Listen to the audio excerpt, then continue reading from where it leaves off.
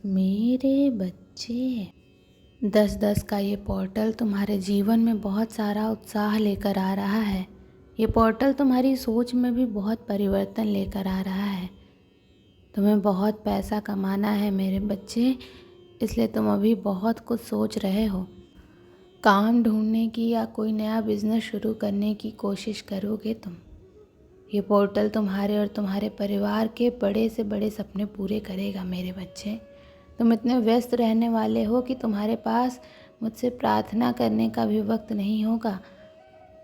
पर उस बात से निराश मत होना कि माता मुझे क्षमा करना, अपने काम के चक्कर में इतनी भाग दौड़ करनी पड़ रही है मुझे कि मैं आपकी पूजा नहीं कर पा रहा हूँ, ध्यान नहीं लगा पा रहा हूँ।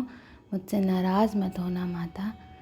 तुम खुश हो, यही तुम्हारी माता के लिए सबसे बड़ी खुशी है मेरे बच्चे। और ऐसा हो ही नहीं सकता कि मेरा बच्चा मुझे याद ना करे।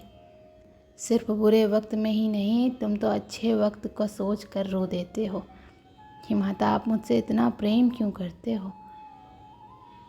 तुम्हारे दिल में हूँ मैं। ज़रूरी नहीं कि तुम किसी मंदिर में जाकर माथा टेको तभी मेरी पूजा होगी। तुम मुझे दिल से याद कर रहे हो, यही मेरी सबसे बड़ी पूजा है। और मैं हमेशा तुम्हारे साथ हूँ मेरे बच्चे, और हमेशा रहूँगी। जब तक तुम दिल से किसी को तकलीफ़ नहीं पहुँचाओगे, अपने अहम को अपने ऊपर हावी नहीं होने दोगे कि मैं बड़ा हूँ, मैं ये हूँ, मैं सब कर सकता हूँ, मैं ही सही हूँ। जब तक तुम्हारे भीतर वो मैं नहीं आएगा, तब तक मैं तुम्हारा साथ छोड़कर नहीं जाऊँगी। और मुझे पता है कि मेरा बच्चा रो लेगा, मौत आ जाए, लेकिन वो किसी को तकलीफ़ नहीं दे सकता। इसीलिए अगर तुम अपनी माता को याद नहीं करोगे, तब भी हमेशा याद रखना कि तुम्हारी माता हमेशा तुम्हें याद करेंगी मेरे बच्चे। बस अपनी माता की एक सलाह सुनते जाओ। नया जीवन शुरू करने से पहले, कुछ भी शुरू करने से पहले एक बात हमेशा याद रखना कि तुम्हें इस भीड़ में खोना नहीं है। तुम्हें अपनी जड़ों को नहीं भूलना है। अतीत में तुमने जो कुछ भी सीखा है, उन बातों को हमेशा याद रखना। तुम्हारा उद्देश्य क्या है ये मत भूलना। इस भीड़ में खुद को खो मत देना। हमेशा याद रखना कि तुम्हारी माता तुमसे बहुत प्रेम करती हैं।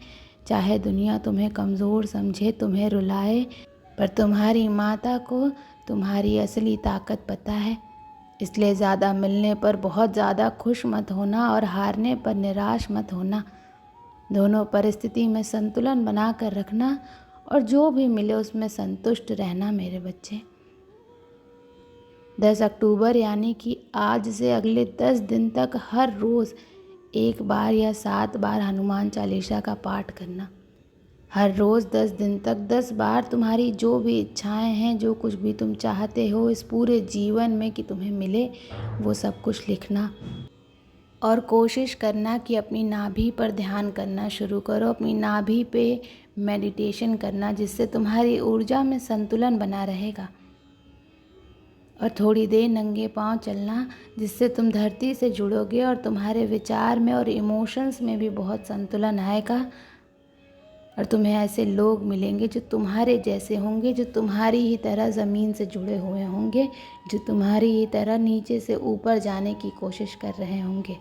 तुम हमेशा मुझसे यही शिकायत करते हो ना कि माता क्या सिर्फ मैं ही अच्छा हूँ, मुझे कभी अच्छे लोग क्यों नहीं मिलते।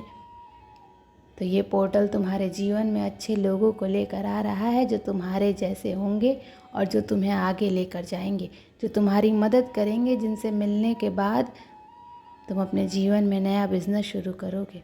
तुम्हारी परेशानियों का अंत लेकर आ रहा है ये 10-10 का पोर्टल। अब अपनी परेशानियों को और अपने अतीत को पीछे छोड़ दो और आने वाले भविष्य की तैयारी करो। ओम नमः शिवाय।